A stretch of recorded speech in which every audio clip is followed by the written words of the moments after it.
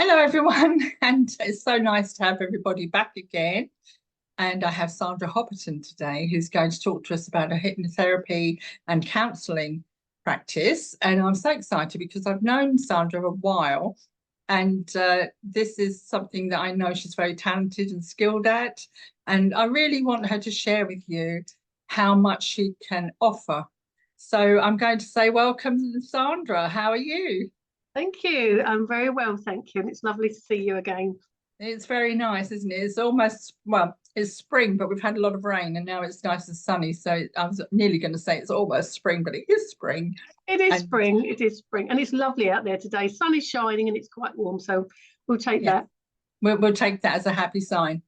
Good. Mhm. So Sandra, I met you a long time ago through our collaborations at work. And time has moved on since then. I'm fully retired now and just doing what I like. Where are you and what are you doing with your therapy? Okay. Well, I've been practicing hypnotherapy, a practicing hypnotherapist and counsellor for nearly 20 years now. But always did it as a sideline. But last year my circumstances changed and I thought, I'm really enjoying doing this, and it gives me so much pleasure to help people that I made the decision to quit my full-time job and to do this as my main income, really. But I just get so much pleasure out of helping people, whether it's sort of short-term hypnotherapy over sort of 3 or 4 sessions, or whether it's a more long-term sort of counselling, just to help people heal those wounds and to be able to move forward with their lives. Yeah, that's very commendable, isn't it? And if you've had that much experience, then it's easier to make that transition. Because part of the work I do is also interviewing women in business and people setting up businesses. I help people. Well, I've done a lot of help in the past when I was coaching professionally, and I understand it's not easy to take that step. So one, well done you for being brave, but Thank two, you. also for sharing your talents, skills, and experience with everyone. So, can I ask you then, what made you, or what qualities do you have? What intentions did you have to choose this field of therapy? What drew you to hypnotherapy and especially counselling? I was a careers advisor at the time, and so I'd done a lot of training, working sort of guidance, advice and guidance. So I've done a lot of qualifications there with work, and I really liked the idea of doing hypnotherapy. I'd had some sessions myself and found it really useful, and it worked amazing. So I decided to sign up for a hypnotherapy course, which I did. I loved every minute of it. I came out with a distinction in that one. So it was something I really felt the vibe with, really, connected with. And then they recommended that we do some counselling afterwards because a lot of the things that people bring up. So somebody will come to you saying, I have a problem with flying, but actually it's not a condition with flying. It's because of something else, like packing a suitcase and trusting that it's not going to get lost. So there's always normally a secondary sort of thing that they don't realise, and the counselling helps you to bring that out. So I did some counselling, of course, with the same company, and just thought this is my calling. This is where I really get I say a buzz, but I just get such a good feeling inside helping other people. And so I've done it for years, but just I didn't advertise. I just did it by word of mouth. And then obviously through COVID, it all just sort of died a death. But when it sort of picked up again, I was like, I really, just enjoy being able to help people, and to be part of somebody's positivity and their future. So yeah, it's just, I think I could say it's a calling, and something I know that we talked about a long time ago about setting up my own business and doing it for myself. And yeah, it's just the right time and the right place, and everything's just all clicking into place. and I think that's part of it. Is I could see your potential and the potential of what you were doing, and I could see also that your happiness, and the need people need other people such as yourself, and your particular personality is very warm and caring and focused. I don't know, you're very supportive, and it's hard not to be biased, but I've always felt like that, and I just wanted you to grow, and I'm so pleased because I do come across a lot of people who don't fulfill their dreams, and you probably know I focus on living a full life when you're older, and being a teenager and having a life that's seen and gloried, and just having great fun and having projects and being alive and not giving up. And a lot of people do give up on their dreams, so well done you. Thank you. COVID was a good people turned a bad thing into a good thing. Let's put it that way. I think it focused your mind on what I think people had more time to think. They weren't doing the socializing or the things that they would do on an office. And because you're spending more time on your own, it gives you time to focus what your life is about. And actually, is this what I really want? Is this fulfilling me? Am I feeling like I'm giving to the world as much as I could and should? And I think that for me was a real game changer. And of course, sorry, I was going to say that when you were speaking, that to me brings up that's what people come to you to do during their therapy sessions, is to find that space, isn't it? And I think a lot of people don't understand counselling in particular. They have preconceptions about what it is, but you're allowing a space for them to listen. It is. And one of my clients I've got now, he says, I just can come to you and offload. I could do this with my wife, but I don't want help. I just want to offload. I just want to be able to say, and he is is a perfect client because he will talk and he will go, oh, I've just realised as I'm saying that, and he literally counsels himself. But obviously I guide him and I ask pertinent questions and I'm there facilitating. But it is about them finding the journey. It's about them working out in their own heads. I'm not here to give advice. I'm not here to say, well, you need to go and do. It's facilitating them to go, well, what could you do? And they go, well, I suppose I could. And then, well, okay, so is that something you think you could try? And it's just a facilitation to be able to help people to come to terms with things themselves. But the most important thing about counselling is that you have somebody who is non-judgmental and who will listen. And, and if the session is quiet and they don't really want to talk, then it's about leaving silence and allowing their heads and their thoughts to sort of come to them, to what they want to say and what they want to do. And I think listening to you then, what strikes me is that there's a plethora of issues that people have to choose counselling or to use hypnotherapy. So what would you say is the most common aspect of your therapy that people come to you for and get relief from, or use your services for? There are so many. I do a lot of weight loss with hypnotherapy. Stop smoking is also a really popular one as well. Sleep problems, phobias, fears. I've done some weird and wonderful. Some you sort of think, okay, that's a different one. But again, I'm not judgmental. It's sort of like, that's an issue for you, then we deal with it. And great success rate in my hypnotherapy clients. My counselling clients tend to come with more emotional support. Sometimes I'll interact. Sometimes we will do some counselling and then go, well, actually, look, there's an issue there. Let's do some hypnotherapy to try and help that. And then we go back to counselling. So we interlink. Sometimes they can work very well together. Not always, but if the client's willing, then we go that way. But with the counselling, as I say, it is more emotional. It's a lot of people that are suffering from depression or anxiety, and just emotional things that may have happened to them, or things that happened. What happens a lot is, as a child, we are not emotionally capable of dealing with issues. So something may have happened as a child and you suppress it. Your subconscious mind just pops it away and says, like, you're not old enough to deal with this now, we're going to pop it away so you can carry on with your life.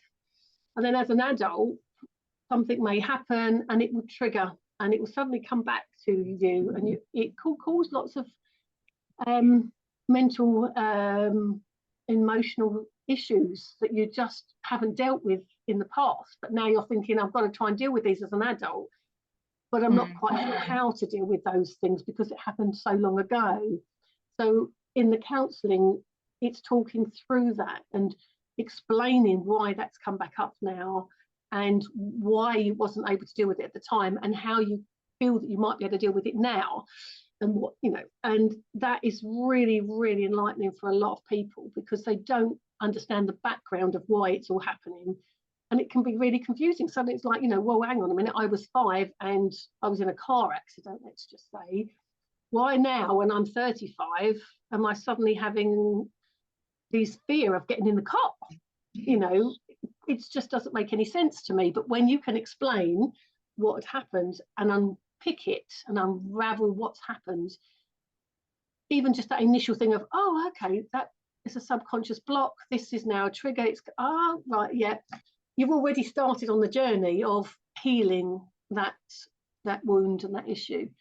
So it's just about supporting that and looking and focusing on some positives to build them up through. You know, it's like I work very intuitively, so you know I won't. We may on a first session we may look down and go, right, so we're going to cover these, and we'll list down the sort of things that they want to go through, and they agree to that. But each session, I don't come in and go, right, we're looking at that today. You start each session with, how are you? What do you want to talk about? We did mention this. Is that what you want to mention, or is there something else? And quite often the sessions will just naturally evolve to come into something. And I think it's better to be intuitive rather than to be planned, because you've got to deal with what their needs are and what their thoughts and their, you know, emotions need to be. So do you do these in packages of 6 sessions? I know I've had counselling twice, I think, in my life. I'll explain that in a moment. But it was always done in packages of 6. And I was never comfortable with that because the implication is you'll take another 6. But you don't sound as if you have a particular... No, I don't do that for that reason, because a lot of places, a lot of places in workplace where you can have your counselling support, which I've had previously too, it's literally got 6 sessions, and you're clock watching. You're continually going, well, I've only got 6 sessions. Okay, what's most important? And it just doesn't work, I don't think, because, you know, also as you say, you've got to pay for 6 sessions, then pay for another 6 sessions or whatever. I don't like to put a limit on it. Some people come, they'll only do 6 sessions. Some people may only do 4 sessions. Some people will do 20 sessions. You know, one of my clients at the moment said, like, you know, if I have to come to you for the rest of my life, then, and it keeps me in my head, then I'll come to you for the rest of my life. You know, it allows them to do what they need. And what's quite interesting, when it comes towards the end, I can tell when they're ready to go, but they don't want to let go. Yeah. And it's a very difficult transition for them. But then they'll miss an appointment because really they know they don't need it anymore. And they start to drop off and fade away, which is really interesting, that they don't just go, right, I think I'm done now, and we have the conversation. They say, yes, thank you very much, and they go. Occasionally they do, but most of the time they'll just miss appointments, and then they'll miss another appointment. And that's when I'll go, look, you obviously don't need this anymore. You know, let's, you know, address it, and let's, you know, do what you want to do. And, you know, we can go do it once a fortnight, once a month, or once in a couple of months, or whatever. You know, whatever works for them works for me. So with me, when I went to counselling for bereavement a couple of times on 2 different occasions with years in between, and it was very the first time wasn't too bad because I think I was more bereft, and there was a lot of sympathy and empathy. But the second time it was more formulaic, and it was as if the person was trying out different modems on me. You know, they just wanted to try this and try that. And I thought, well, this is for you, not for me. I was very disappointed in that person. And it put me off a lot of aspects of counselling, especially through organisations. the other thing is that what you're saying is that I, as a coach, when I was working with coaching other people, I didn't like not giving somebody a small package. So I'd have 3 sessions, but I'd always be, I do 1 session followed up by 3 because we've identified something. And then it was up to them if they wanted to do a further 3 or add it on. And it was led by them. But what I found was a lot of people, they see it as, I know it sounds awful, but they do see it as a job and they see that as income. And they're forcing to get that person to through those last sessions, and when they don't need them. And then the other thing you touched on, I found really interesting, is that people have come back to me after years, and I'm sure you find the same, that they've had a really good experience and they've learned a lot. They've worked on themselves. They've gone away. Life brings up something else that they can't understand, and then because they've had that good experience, they come back to you. Yeah, absolutely. And you can do it again. So it's not that you never see a client again, is it? Oh no.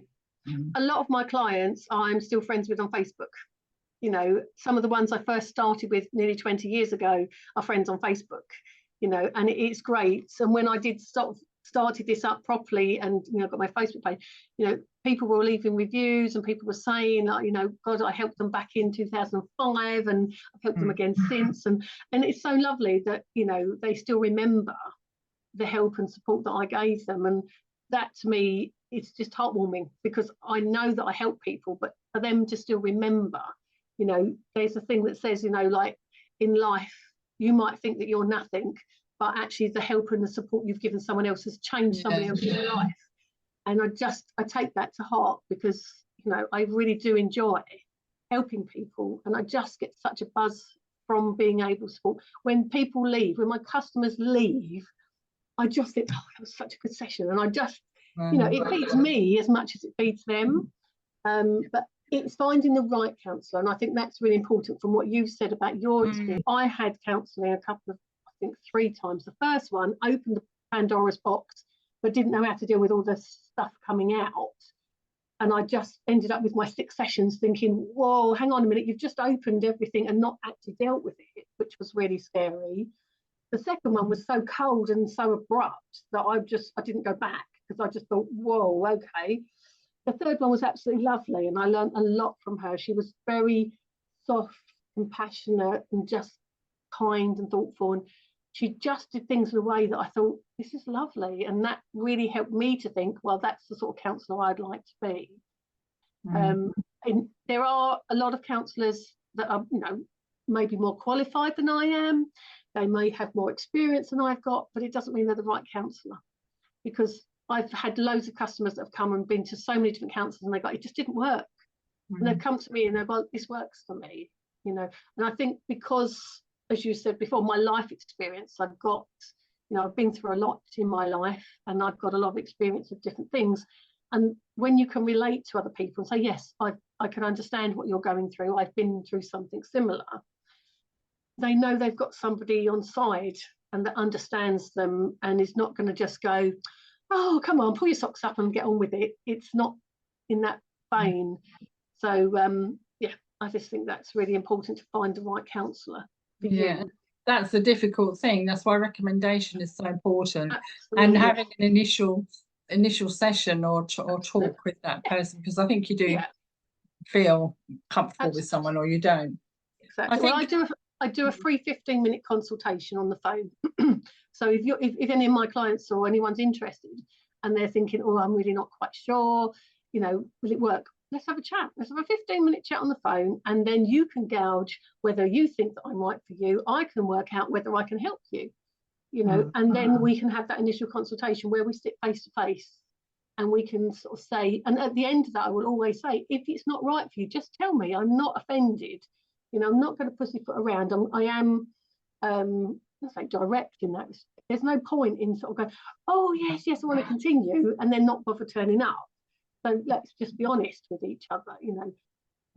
I think 9.9 times out of 10, 99% of the people that I speak to, they come back, you know, because we've built that rapport, which is really important in those first sessions. Trust is important. Yeah. Okay then. So can you tell us then how if somebody's really smitten with you now or has a really big issue that's worrying them and causing them pain, how would they contact you? What would they do? Find you on Facebook, or have you got an email? Yeah, I'm on Facebook. Yes, I'm on Facebook, on Instagram, Sandra Hopperton, Hypnotherapy and Counselling. All my details are on there, so my phone number and my email. So most people will send me a text message or give me a call. As I say, most of my clients come through recommendations. So yeah, you can send me a direct message on Instagram or Facebook, or you can give me a call, and then we can get in touch and go from there. Yeah, and all those details will be in the description of the video when it's uploaded, so anybody can find you that way. And really, what's next for you then? Because obviously people are excited now because they know you're available and that you're lovely and that you've got this availability. What about you? What you said, how happy you are and you're feeling your best expression. Have you got any other visions for yourself? Any ambition? I think I just would like to help more people. I'd like to grow this business a little bit more. I've got a really good work-life balance with this, and I think that's really important to me. To help some more clients would just be as fulfilling for me as hopefully for them, to support them. So yeah, I like to help more people, just make the world a better place. Oh, that's it in a nutshell, isn't it, really? Yeah, to help more people. Definitely. Yeah, I mean, I was just relate into my head then about, I had a client years ago who came to me about anger management, and he'd done a 6-month course with, I don't even know who, somebody had recommended, or the GP had recommended he did this 6-month course. Didn't really work for him. He had 2 hypnotherapists. Well, he ended up with 3 hypnotherapy sessions, but even after the first one, he said, I feel different. And he was a changed man, and he said 6 months of that course did nothing compared to the 3 sessions of hypnotherapy that we had. To be able to do that and to make the world better, so people aren't so angry or aren't so anxious or aren't so depressed, that, yeah, it's wonderful. It's absolutely wonderful. Oh, what I'll do then, Sandra, is say thank you so much for sharing that with us. And if you are suffering with anxiety, or you have issues around weight, money problems, anything that you feel hypnotherapy could help you with by diving into your mindset and helping you to overcome fear of taking action or fear of change, etc., have a chat with Sandra. And if you have some deeper issues around bereavement, divorce, emotional childhood traumas, etc., that you know of, or you are blocked and you don't understand why, then, having a chat with Sandra will help you to unravel perhaps whether she's the right person to find that path and truth for you, find the answers. And I think that's what we're looking for, Sandra, answers. Yeah, so thank you. Absolutely. Thank you very much. Thank you. Thank you. So everything's in the description below, and I'll see you all again soon, everybody. Bye.